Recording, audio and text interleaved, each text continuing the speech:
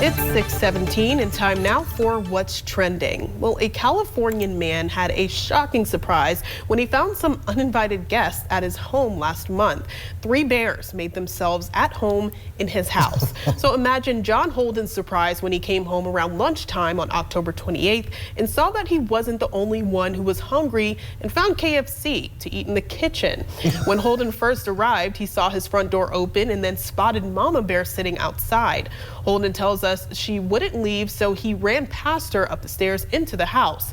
And while one cub devoured his bucket of chicken on the kitchen counter, Holden saw another one ransacking the house. John's dog left the house when he saw the bears, which was very smart. It was a very smart choice, and thankfully he returned home after the bears left. This is very interesting here. This is something like one of my nightmares. I feel like who would want to see a big bear, let alone a mama bear, outside the house, just waiting for her cubs to get done eating? First of all, what are you eating? Secondly, I love my KFC chicken. I'm upset. You know, that was just a lot. This story just sets you off. I am upset. I love my fried chicken. And you know what? You know who has good fried chicken? Well, we all know Quick Trip does. Oh, yeah. So does Triggs. Okay, so if I just walked in my house and my Triggs fried chicken was gone, I would be upset. Yeah, understandable. I mean, I would be mad too. I'm like, what just happened to all my food? Yeah, no, but luckily the dog was okay. The dog. Yeah, the dog. Nice. There were birds in the video as well, yeah. And just glad all those animals were okay. Because those bears are very strong and violent animals, and especially you don't want to mess with them, especially when mama bear's nearby. I mean, get your head ripped off and maybe literally. I don't even want to picture that. No, thank you. Can you imagine walking into your house and having 2 little bears in your house, and you just got lunch, and now your lunch is gone, and now you're terrified. It's like your whole day and your dog is gone. It's like a bad country song. Yeah, I would be very scared, but on top of cleaning up the house after all that too, I'm sure that was not fun. No, not fun. Sure, but thankfully they're good. So. Yeah. Well, on a positive note, one of the most popular card games ever is turning 50, and in celebration, some major money is on the line for the first ever Uno World Championship. A $50,000 prize pool is on the line, which is an awesome, when you think about it, is $1,000 for every year. One of the competitors just started playing 3 weeks ago, and when she won a contest to be there, she got knocked out in the tournament, but she felt like a winner anyways just by being there. And this is a new event, brought a unique audience, and fans all over the world really enjoyed coming together to share their skills on the legendary game.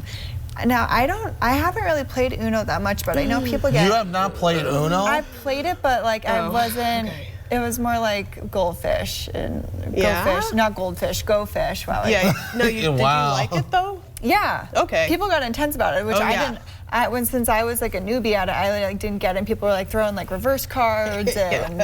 I know. When I throw reverse, I'm like reverse. Oh yeah. and it's getting into it. It'd be like, sorry, I'm going to skip you. Draw 2 or the dreaded draw 4. And you know what? It's like Uno attack and everything else out there. No, I love the old classic game of Uno. And you know what? I haven't played that game in a long time. They actually have some cards in my apartment, so it'd be actually kind of fun to maybe play some Uno again sometime. We could have an Uno tournament. Have an Uno tournament, and maybe that might end some friendships. So is that the game of life? Oh no, well, hopefully it won't, but that's a good idea. But one thing that will not end friendships is this upcoming event that'll be coming up soon. Saturday was the pre-flight rehearsal for the big balloons that will float in the Macys Thanksgiving Day Parade. It was also the test flight for brand new attractions for this year's parade, including a Baby Yoda, a Pikachu, and Ronald McDonald inflatable. And the parade always needs a few hundred balloon handlers, and Saturday was a chance for the newbies to get their first experience before the big day. And this year will mark the 95th annual Macys Thanksgiving Day Parade. And great to see, as we're taking a little bit more, it's going to look more traditional this year after last year. I mean, they like shortened the route to where it's just enough to just get the event on TV. And that was it, that alone was a miracle. I mean, as they put it. But it'll be nice to see it back to its traditional format this year, because I know marching bands perform at this every year. I know I got to do it I think it was my junior year in Chicago's Thanksgiving Day Parade, which was televised at that time. Cool. But yeah, it was pretty cool to experience that, and of course being able to do that at Macys Thanksgiving Day Parade in New York. And New York, obviously, as everyone knows, not a very tiny area at all. It is huge, so it's really cool to see everyone being able to do something like that in a huge city and a national audience. Yeah, no, I think whenever the Macy's Day, when the Thanksgiving parade's on in my house, that's like, besides the smelling of the good food, like Yes. I know it's Thanksgiving. Yeah. I love the Macy's You know it's parade. Thanksgiving when a parade starts and you got the cooking going on. You get to see the family, and it'll be great to experience a lot of that. Do you this guys have year. a favorite balloon?